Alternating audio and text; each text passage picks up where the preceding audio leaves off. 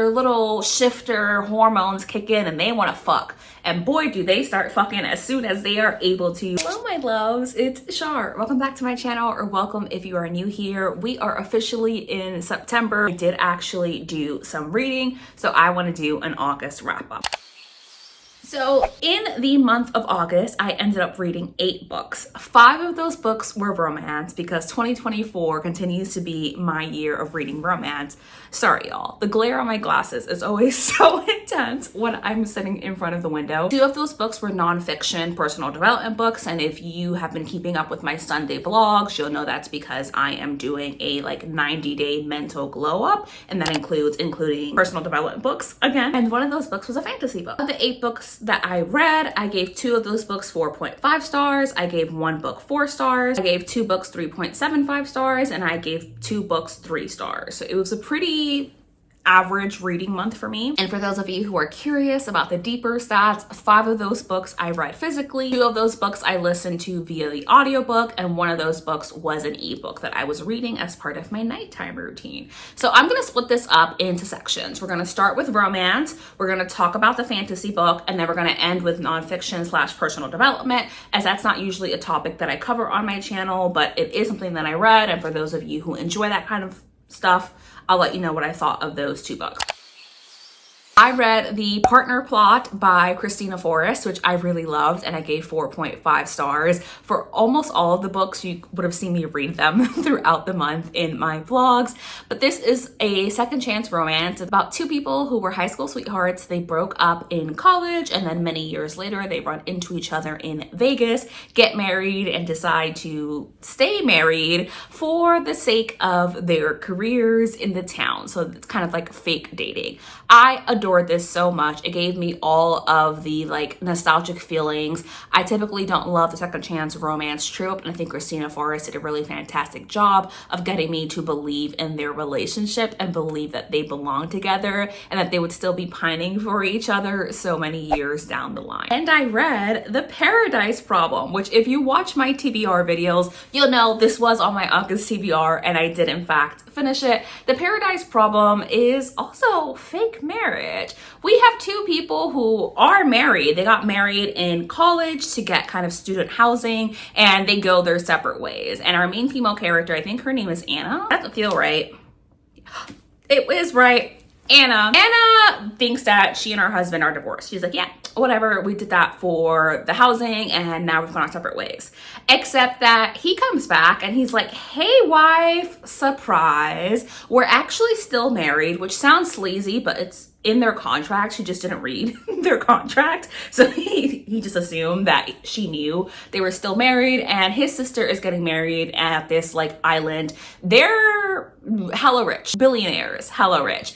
And his family is getting suspicious of his marriage. So the reason they got married to get student housing is also that he would unlock his inheritance by doing that. But if the inheritance was proved to be fake, he would lose that. His family is getting very suspicious and how come you've been married for 4 years and we've never met your wife? She can't be that fucking busy. So he has to bring Anna on the trip. Of course, fake dating leads to real feelings. What I loved is the relationship dynamics between these 2, but even more the deeper conversations about emotionally abusive parenting and having a narcissistic parent, and what that looked like for Wes and for their family, and how that impacted them within this world. But also it's very well balanced with just the strong atmosphere and setting of this island.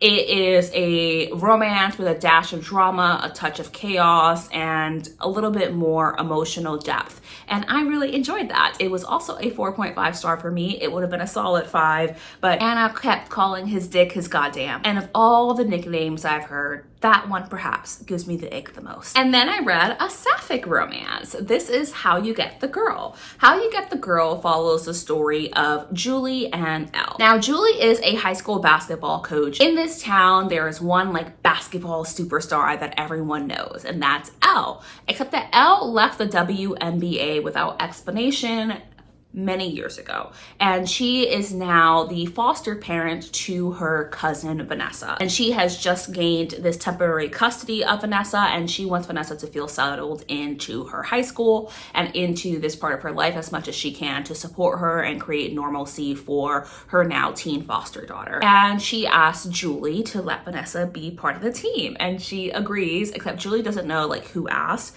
She asked like the school board, and they agreed to let Vanessa on the team. Elle comes to pick up Vanessa from basketball practice, and Julie is like, oh my God, this is my childhood crush. And she asks Elle to be the coach, like the co-coach for this team, and of course they fall in love. What I particularly loved about this and why it was a solid 4-star read for me is the exploration of Julie's sexuality and this exploration of Julie not knowing what that is. And I think that that is so important to read, because so often when I read queer stories, which is true, this is true for a lot of people, they just know who they are and they feel very comfortable and settled within their sexuality, or we're exploring how they struggle with their sexuality. But Julie herself is a character who doesn't know. She just knows that she's queer. She doesn't know how she experiences a romantic attraction or sexual attraction. She doesn't know when she experiences that, and she doesn't know who she is attracted to, if she is attracted to anyone. But she's trying to understand what this means for her and her dating life, and feeling like she's left behind. I read this in a vlog and I spoke a lot about my feelings around this. I loved that exploration of it. While Elle and Julie were certainly a cute couple, Elle and Julie were not necessarily who I was rooting for. I was rooting for them, but I was reading this story for Julie and the exploration of Julie's sexual identity and later in life coming out. Then we have an Omega-verse romance. This is The Fake Mate by Lana Ferguson. Within this story, we are following 2 doctors, and one of them, our main female character, Mackenzie, she has a grandmother who like raised her, she's very close to, and her grandmother is worried that Mackenzie is an Omega without a mate. And so she has been setting up Mackenzie on all of these dates that are just terrible. And she's sick of it. She's like, I need to get my grandmother off my back. And that introduces us to our hero. Noah is also a doctor at the same hospital as Mackenzie, and he has a bit of a reputation. He once made a nurse cry. He is known as the boogeyman of the ER. Most of these rumors are wildly exaggerated, but he is an alpha. And the thing is, there is a lot of bias towards alpha. People believe that alphas are aggressive, territorial, and overall dangerous. So he has hidden his status from the hospital board. However, they find out that he's an alpha, and the only way he's able to stay in the hospital, you know, aside from him suing for discrimination and harassment, is for him to have a mate. And Mackenzie volunteers to be that mate for him. However, play stupid games, win stupid prizes, because we have an Omega alpha pairing. Omegas are extremely rare. Alphas are extremely rare. When these 2 get together, what happens but their little shifter hormones kick in and they want to fuck. And boy, do they start fucking as soon as they are able to, under the pretense of, we both know what this is. Again, play stupid games, win stupid prizes. I gave this book 3 stars, 3.5 stars, something like that. And the reason I did is because I was in the wrong mood when I read this. I think that it is very solid, but Lana Ferguson tends to write super spicy romances, which I have to be in the mood to read. And by that, I mean a good chunk of this story is them having sex. And at a certain point, I was like, I'm just not in the mood to read them have sex. So it took me a while to get through this book. But I think that if I read this book at a later point, I probably would enjoy it a little bit more. And we have a book that appeared on my 2024 most anticipated. This is A Novel Love Story by Ashley Poston.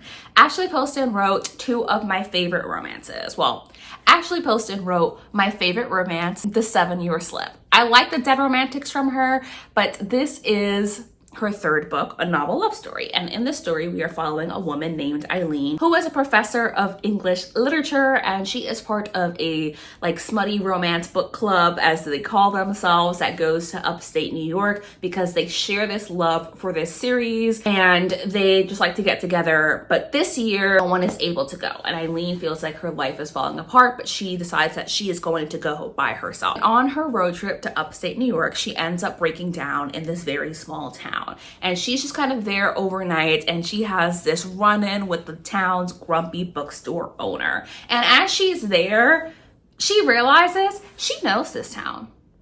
But why does she know this town? And she realizes this is the same town as the story that she loved, the series that brings her book club together, except it's a fictional town.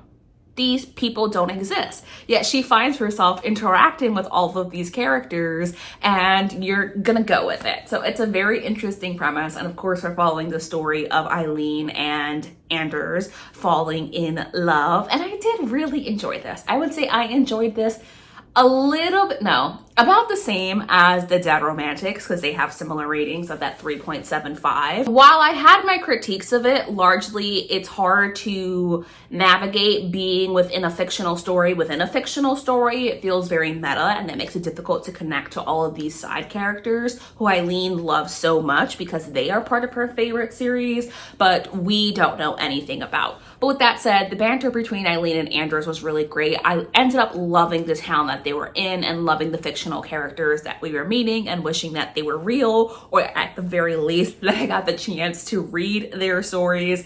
The town itself very much gives me like Flawless, Powerless, not the fantasy one, the Elsie Silver books. Like, it kind of has that feel to it, except not as cowboy. It wasn't my perfect read. I still had a fun time with it, and that's why I'm getting it 3.75 stars. And those are all of the romances that I read throughout the month of August. So let's talk about the fantasy that I read. I read Lore of the Wilds. And Lore of the Wilds is a debut Black fantasy about this woman named Lore. And Lore lives in this town that has a lot of legends. And it is the only town that has humans. And the story of the humans within this Fae world is that they had angered a god and were pulled into the Fae world, and now they live there, and it has been many centuries. And the thing is, they are not allowed to leave this town, so they are heavily guarded by dark Fae. Except that one day, Lore gets pulled to explore this library and look for this magical tome because Fae cannot access this library, and the only non-Fae are the humans who live in her town. Except the Fae in this story are awful. They're all terrible people. The thing is that I gave this book 3 stars because it just felt kind of disjointed. I enjoyed elements of it and can see a lot of promise in this author, but it very much suffered from debut, and I think it needed to be polished a little bit more because there wasn't a strong enough theme tying together all of the quote-unquote adventures that Lore was going on. The time jumps were utilized in a way that as the reader was generally just confusing. In addition, I didn't particularly love the plot twist and where it ended up going, specifically because it was not plotted throughout the story. It just kind of happens, and it leaves me going, why the fuck does that make any sense? It doesn't make any sense, nor does what the Fae is doing really make any sense either. This just needed more development for motivations and context. That said, as I mentioned, I do think this book has a lot of promise. I wish it had been a bit more polished, but I still think it was a good debut. And while I will not continue with this series, I look forward to seeing what this author publishes later in their career. And finally, besties, the 2 nonfiction personal development books that I have been reading throughout the months of August, or rather the books that I have read throughout the months of August. The first one I read was Becoming Supernatural by Dr. Joe Dispenza. This one is very much about spirituality, kind of hacking your energy, very much plays with quantum physics, is very meta and woo-woo. If that is not you, then bestie, this is not the book for you. However, I find that stuff very interesting, and while this got super heavy with the science and went a little bit above my head, I still feel like I got some really good takeaways from this that I implemented throughout my life, and that tends to be my mindset. Take what works, leave what doesn't. So the things that I liked about this were the conversations about meditation, energy, balancing your energies, and the breathing techniques that you can use to help you with that when you find yourself in a very high emotional state. And then I read The 12-Week Year. Now, this book had some really solid tips, and the general premise of this book is that instead of setting yearly goals or even quarterly goals, the author wants you to completely change your mindset and say that your year is only 12 weeks, and you have 1 to 3 goals that you are aiming to accomplish within those 12 weeks. And then you're working backwards to create a weekly plan to get you there. And the most important element of that is shifting your mindset to believe that your year is only 12 weeks. Because if you're like, oh, it's just a quarterly goal, you will continue to push that off throughout the year. But if you say, I'm either going to do this or I'm not within the next 12 weeks, then you're naturally going to take a step towards those goals. I think that 90 days happens to be the perfect amount of time to implement any change. And while I love that mindset shift, and there certainly were like little elements in here that I will take with me, for example, the concept of greatness in the moment, and that it is not the accomplishment of the goals that makes you great. It is the fact that you show up and take action towards those goals